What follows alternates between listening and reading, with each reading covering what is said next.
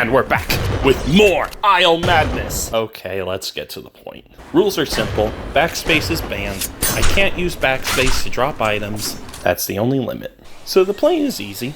Collect the parts and a pair of binoculars and you can win without ever using the binoculars or the backspace key. Don't ask why the binoculars. The boat is also easy, but here is where we get a little additional difficulty, but also some insight on how we don't need backspace to drop certain items. For example, if we don't want a fuse in our inventory, we just insert it into the generator. Nice and easy. After getting the level 2 card and a battle rifle we're never gonna use, we go straight to the impact ship to get ourselves a decoy module. But wait! We gotta be careful how we pick up the decoy module, because we could easily pick up one too many and make things more difficult on ourselves. But I wouldn't do that to myself. Nah. Then when I reached the gated warehouse, I realized that my rifle was useless because I couldn't reload without first using the backspace key. But we were here for fuel, not ammo.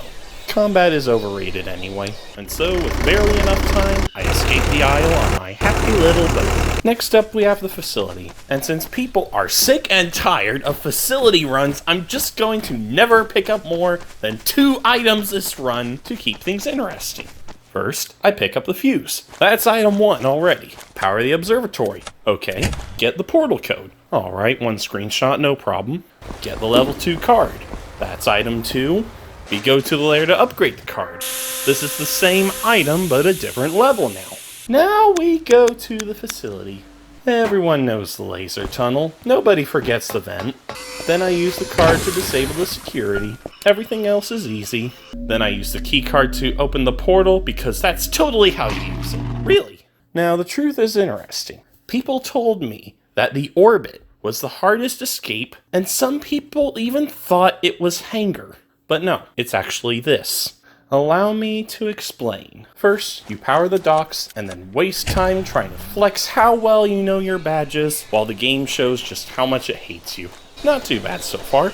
Then, go to the observatory, get the revolver, go into the facility, hack security, and eventually get Artifact D. Probably faster with the card, but whatever. Then I activate the artifact to save space, go to the docks, fill a diving gear while regretting my inventory decisions, sleep in the bed because of my convenient time waste, thank Stan for leaving me alone that night despite shooting a revolver at him, wake up, take the diving gear, learn that I can upgrade the makeshift cloak, save inventory space using the upgrader, clog my inventory with a line launcher, wonder why I haven't lost my breath yet, use the line launcher to get to the top of the cliff to enter the oasis because we're not normal people and we always take the intended route. Seriously, give it a try at some point. It's not that bad. Make it to where normal people get Artifact C from and then pick up and activate Artifact C. All without ever pressing backspace. Whew. That took a lot of effort. No, not the course, the script. You realize how hard it is to breathe words? Then, after taking a long stroll and swimming to the volcano while giving in to the urge to drink strange drinks, I effortlessly got Artifact B and made my way to the caves once more. Normally, I just go straight for Artifact A and call it a day, but can I please call your attention to these colorful caves that almost nobody ever talks about? I mean, for people who wish for more content, they almost never bother to check out some of the finer details in this game. You never know what you may find in some of these nooks and crannies, and the experience is simply rewarding. How's that for you people who call Isle boring? But since you guys want the fun stuff, I'll just go to the artifact, activate it, and just pick up random items on my way to the Lotus, where I deposit my artifacts in the bank before going into the portal. Yes, I dropped that item without backspace. Don't ask how. But now we've reached the hardest part of the escape, the truth battle. If you haven't already realized it, I have to win this battle without ever pressing backspace. The types of guns that spawn depend on RNG, and I need enough guns with enough ammo to beat this part. I lost once to this fight. Thankfully, I'm a professional noob, so I lost no more than once. I got lucky with a machine gun spawn as the second gun to appear, along with another machine gun, followed by a Gatling gun, Now obviously, I didn't get these in a row, but you can see how RNG was in my favor this time. So I won and entered the real world. But since I'm in Illusion, let's go back into the simulation before I die. Whew, safe at last. The balloon escape was easier than the boat, so I grabbed the weights and the burner, ziplined my way to Rock B, flipped the lever, picked up the ropes, and went back to Rock B to enjoy the view as I flew away gracefully on my happy little balloon. Then came the feathered, which wasn't really any harder. It's just a matter of pressing the buttons, stockpiling on strange routes so I don't starve to death, and going to the giver to get the cash. But wait! The floor is gone! Oh no! I'll never understand why Roblox is Roblox. Then, I go to the dragon, hand over the snack, and then sail through the skies on my flying energy shield, which prevents me from ever dying to something as stupid as the sniper shooting at me. Now on to the fun escapes. The Hangar escape is well known to be the current hardest combat-related escape. The only one second to this is the Orbit. In all earlier games where I played the Hangar escape, I needed to drop and pick up a whole bunch of items to win. But this time will be different, and I will show you how. To start, I immediately waste half of my inventory space by picking up an ammunition crate. Then, while running in a golden light, I made my way to the generators, where I inserted a fuse for the Hangar. After that, I picked up a torch and went to burn the bushes at the dome before going to disable Leech's vest. And the nice thing about torches is that you can place them by clicking twice. Then I went to the waterfall cave to pick up the empty battle rifle and a level 2 card. After that, I left through the lighthouse cave entrance and used the secret entrance to the lair so I could disable Hornet's vest and upgrade my rifle and my card. With little time to spare, I got to the giver's house and got the cash note, a few health boosts, and 1 B-Corp beacon. I slept peacefully through the night and ran for the observatory to open the cache as soon as I woke up. After consuming the snack, I ran for the Hangar. Once I was there, I placed the ammunition crate to get more battle rifle ammo. Then, after placing floodlights and opening the card crates, I went to get the jack. But before I returned to the Hangar, I went into the facility. Normally, you'd think I'd need a lot of items from here, but the truth is, you don't actually need all that many items. And with my level 3 key card, I disabled security and got my hands on Artifact D. As long as the security is disabled, recent updates allow players to open the green gates without ever going through the gate puzzles, so this saves us some time disabling Frog's Vest, getting the line launcher, and returning to the Hangar by nightfall. Once I got back, I played it smart and used my beacon to get a supply drop, while I also used my other line launcher to give myself a fast way up the cliff. After escaping B6, I applied the jack to the plane and went up the cliff to reach Artifact C, which I could use to see underwater crates more easily. Then, after taking a crate back to the Hangar, I went to the military camp and picked up the line launcher, which I used to get Droney, who would be useful for carrying crates and a turret back to the Hangar. In my quest to get as many crates as possible, I just knew the gated warehouse was a good place to pick some up. Unfortunately, there was a slight problem with that. That's where the mercenaries were. And yeah, it seemed like they were coming up the mountain. Perfect time to do what everyone enjoys most, shoot stuff. I started with Sniper, piece of cake. The next closest straggler was Medic. I let Droney have the honors. Next up was Spotter, who was way behind his companions. But, there's no mercy in mercenaries for a reason. I gave him a little taste of karma for what he did to me in Isle 8. After that, I just ran for the warehouse. It was a nice and easy route. Okay, those holes are hard to see. Give me a break. Anyways, this was a good time to go fishing. I love getting ammo from fishing. Once I got the fish and the crate, it was about time I went to the gated warehouse and give Droney more crates to pick up. Of course, this only works if Droney feels cooperative. Since he wasn't, I just abandoned the other crate and managed to persuade Droney to pick up a ballistic vest instead while I carried the turret with me. I then returned to the Hangar, set up the other line, set up the turret, and started the pump in advance for the next day. Especially since it turned out the mercenaries were coming that way. They kind of wanted to avenge their teammates and all that. I don't know, maybe they just got beef with the fuel pump. I don't know. Anyways, I fell asleep. I was worried that Stan would waste my ammo, but thankfully, mercenaries took care of that problem. Maybe there is mercy somewhere in their name after all. Anyways, I awoke the next day, and the siege began. With my surplus of ammo, I was ready to face the hordes. Yet as strong as I was against the frog spawns, I also had to deal with the mercenaries. Thankfully, Droney helped me with Gunner, while I took out Commander on my own. With a heavy sense of dread for the following day, I went up the zip line to meet and beat Leech. It's surprisingly easy to get him in the back if you do things just right. I know, coward's way out and all that, but you know, I gotta play smart.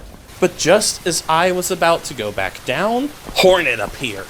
I couldn't waste any time. I ran after him and dealt the finishing blow. Droney did most of the work. After that, I took the zipline back to the hangar and kept the fields clear of frog spawns before reloading my rifle and returning to face Frog. I took him down without letting him bring even one frog spawn to his aid.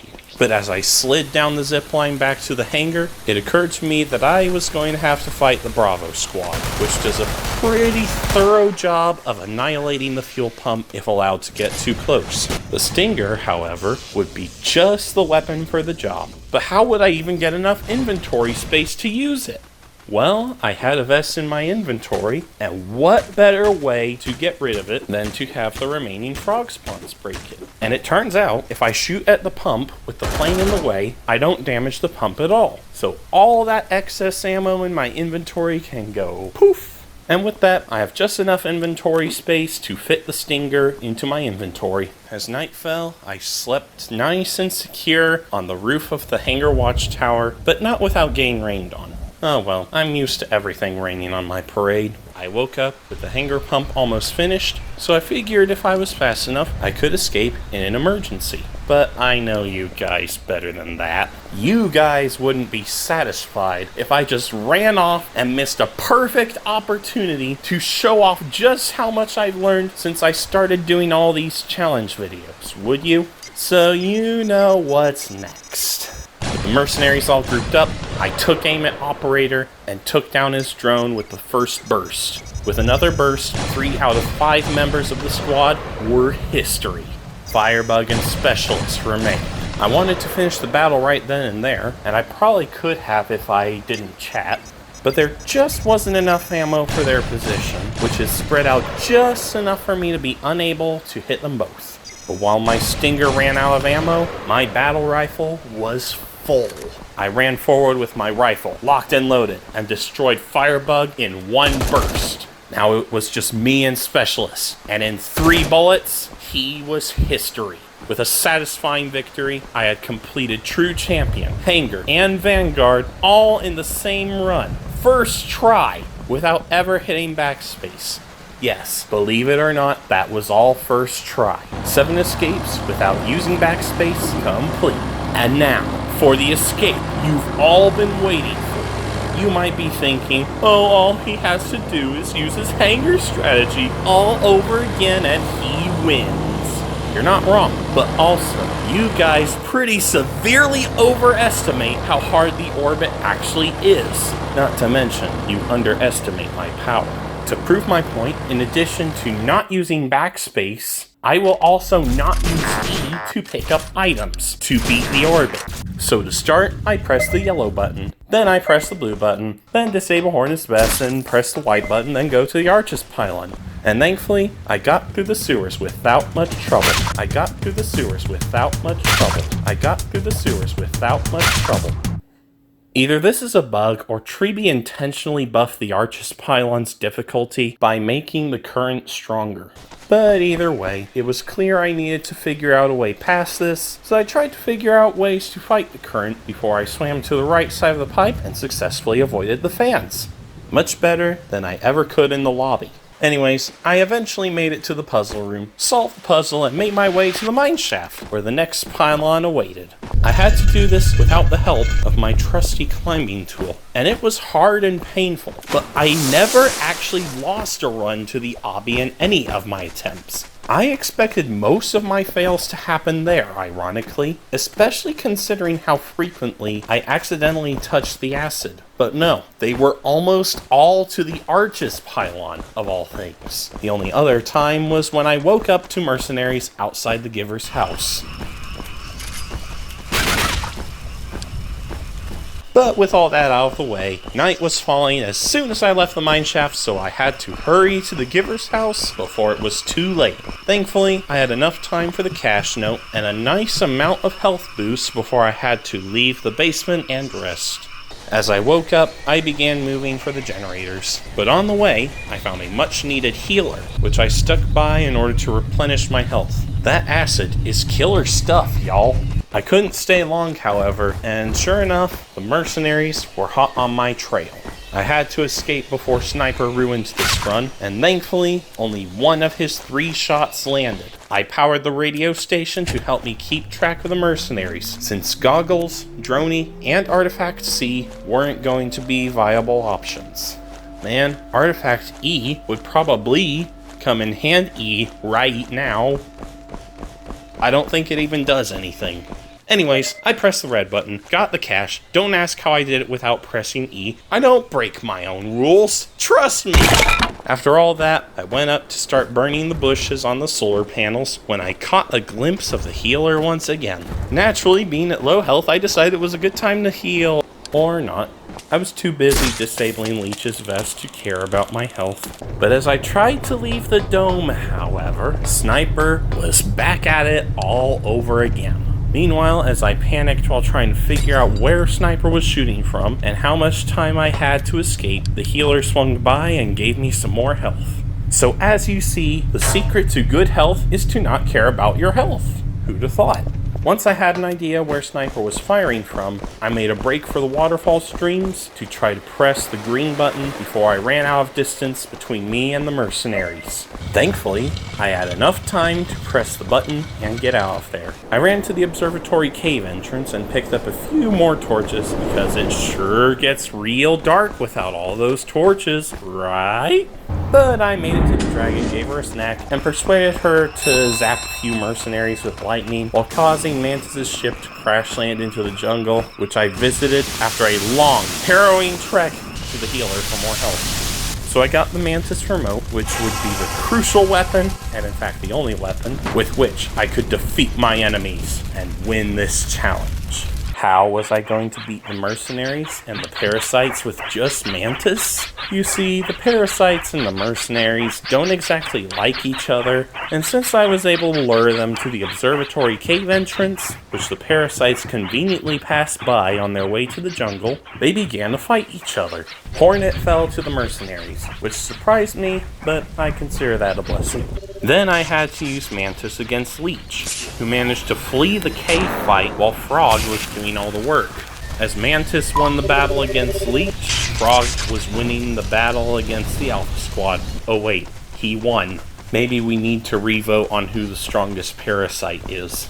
Now it was just a matter of destroying Frog and winning the run. Mantis absolutely annihilated Frog, shield and all, and proceeded to dominate the remaining Frog spawns while I ran for the lair to end the run once and for woo, shiny. So I made my way to the lair, now that business was taken care of, and proceeded to escape the Isle and go into outer space for the rest of my days. Just think, I did all of this without ever hitting backspace. Not even once. Not even twice. Okay, actually, yeah, it was twice. Because sometimes you just can't help your natural instincts to drop items at the worst of times. But by my rules, they all happened at times they didn't make any significant difference to the run. So hey, it's all good. Besides, I'm not going to pry off my backspace key just to ensure my run stays legit. Think of all the effort it'd take to put the key back on. You gotta cut me some slack. At any rate, thanks for watching. If you like this video and would like to see more like it, please consider subscribing. We just passed 1,800 subscribers last Sunday, and I'm hoping to reach 2,000 by the end of the year. So if you're not subscribed and would like to help me out by hitting the subscribe button, that would be appreciated. It's free, and you can always change your mind. Also, feel free to share your favorite moments and any suggestions you have for future runs in the comments below. No guarantees, but there's a pretty decent possibility that I play your suggested run. I did beat Hangar without taking more than 25 steps after all. If you want to become an Illusive Ops member, click the join button below. You'll get exclusive perks like access to members only videos, access to big videos like this before they publicly premiere, and even emojis you can use in the chat. The member badges are still their defaults currently, but I'm open to suggestions for what they could look like. Maybe a fancy elusive eye or something? Maybe a special sword? I don't know. I'm open to suggestions though, so go for it. Feel free to share those in the comments too. But anyways, thanks for watching, and I'll see you guys next mission.